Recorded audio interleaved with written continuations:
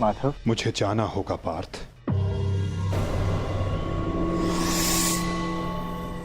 परंतु माधव। नहीं पार्थ, नियति मुझे पुकार रही है।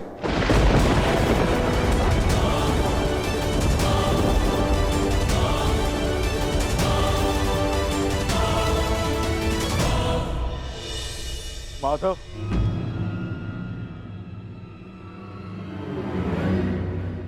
आपने बताया नहीं कि अचानक ऐसा क्या हुआ जो आप जा रहे हैं।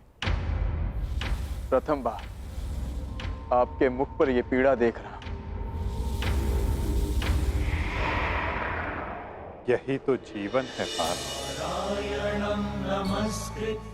आनंद के साथ पीड़ा, अंधकार के साथ प्रकाश, उत्थान के साथ पतन और निर्माण के साथ विनाश कहीं ना कहीं जुड़ते ही हैं पार्थ।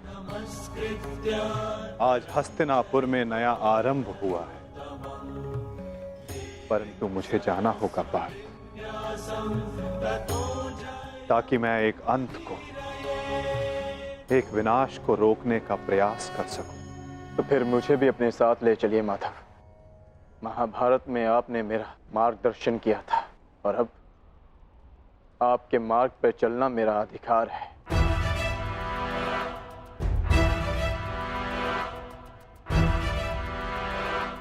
अवश्य पार्थ, ये तुम्हारा अधिकार है,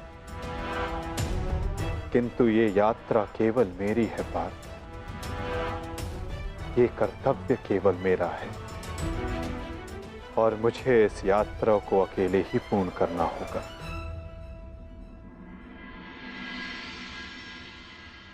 अब मुझे जाना होगा पार्थ। स्वास्थ्य।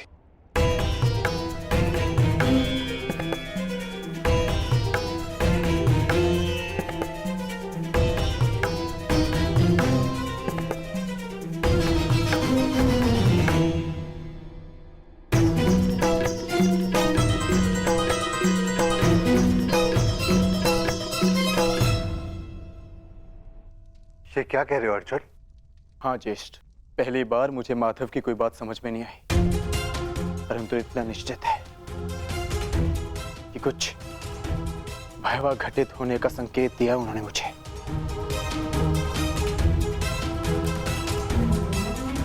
मैं आपकी आज्ञा लेने आया हूं ज्येष्ठ। मुझे द्वारका जाना होगा।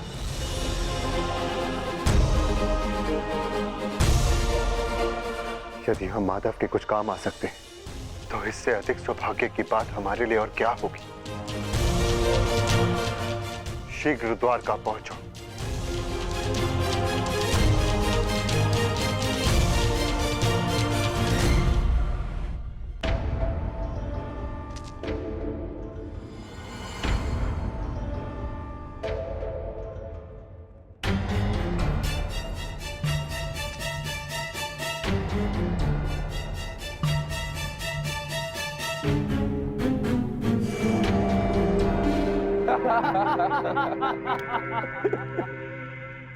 जन्मदिन की बधाई हो मित्र। कृतवर्मा, स्वागत है तुम्हारा। तुम्हारी ही प्रतीक्षा हो रही थी। वाह, क्या अद्भुत प्रबंध है। इतना सुंदर भोज मैंने कभी नहीं देखा। वाह। काहे का भोज मित्र? ऐसा प्रतीत होता है अद्भुत भोज किए हुए जैसे एक युग बीत चुका है। ताऊ श्री ने संपूर्ण द्वारिका में मदिरा पान और उसके विक्रय पर प्रतिबंध लगा रखा है। अगर मदिरा मिल जाती तो आनंद आ जाता। परंतु मित्र, उसके पीछे बलभद्र का कारण उचित था। ऋषि के श्राप का प्रभाव तो तुम देख ही चुके हो। उसने जो कहा वैसा ही हुआ। तुम्हारे गर्भ से मूसल का जन्म हुआ और श्राप था कि उस मूसल से यादवों का अंत होगा। और आज उस श्राप का प्रभाव उस मदिरा पर लगी रोक ने ही रोक रखा है मित्र। कृतवर्मा, प्रतीत होता है कि तुम मेरे पूजनीय पिताश्री के साथ रह रहकर प्रवचन देना सीख गए। वो मूसल नष्ट हो चुका है। ताऊ श्री ने स्वयं उसका चूर्ण बनवाकर सागर में बहा दिया। यदि आज मदिरा मिल जाती तो आनंद ही आ जाता। यदि कुमार आदेश दे तो जन्मदिन की भेंट प्रस्तुत करूं? बलभद्र से छिपाकर काशी से मदिरा मंगाई है।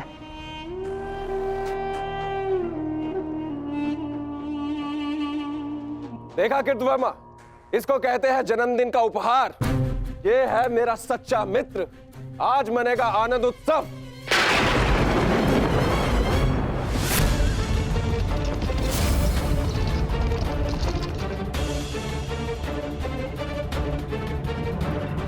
ये मेरे जन्मदिन पर मेरे मित्रों के नाम।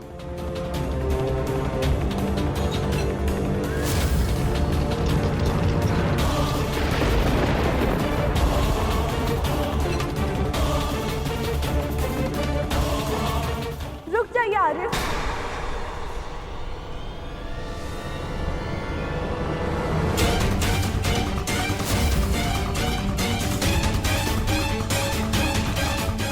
जब काल सामने खड़ा हो तो उसे जाने को नमस्कार किया जाता, उसका आलिंगन नहीं किया जाता।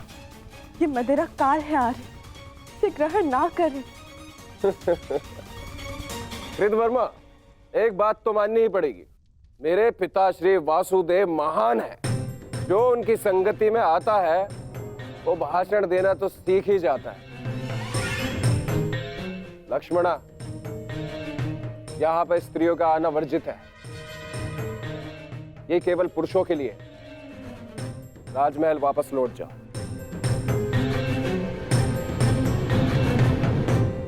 इन पुरुषों में मेरे अर्धांग भी है आर्य, जो स्वयं ही काल के गाल में जाने के लिए प्रस्तुत हो रहे, परंतु मैं ऐसा नहीं होने दे सकती।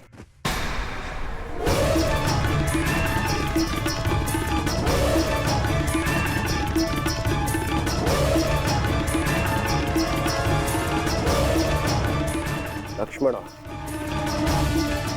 तुम हस्तिनापुर से हो और इस बात की साक्षी हो कि जब स्त्री पुरुष के मत के सामने क्रोध बनकर खड़ी हो जाती है तो उसके परिणाम अच्छे नहीं होते। जाओ यहां से, राजमहल वापस लौट जाओ।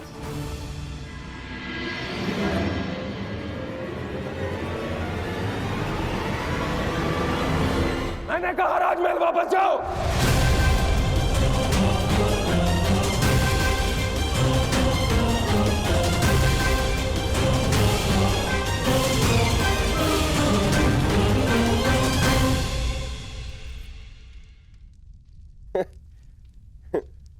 शुभ कार्य में विघ्न आते ही है मित्रों। इससे पूर्व कोई दूसरा विघ्न आए, इस दुर्लभ मदिरा को ग्रहण करो।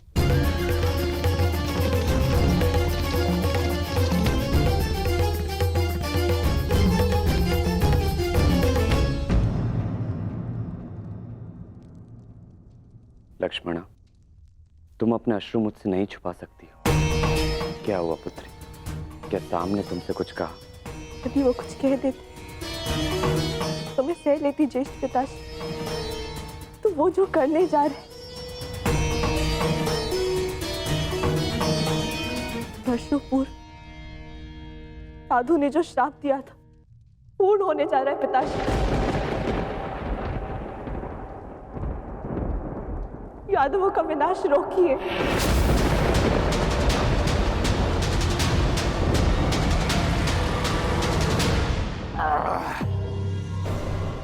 अद्भुत! आज मदिरा मिली पीने को, वो भी मन भर के। वाह!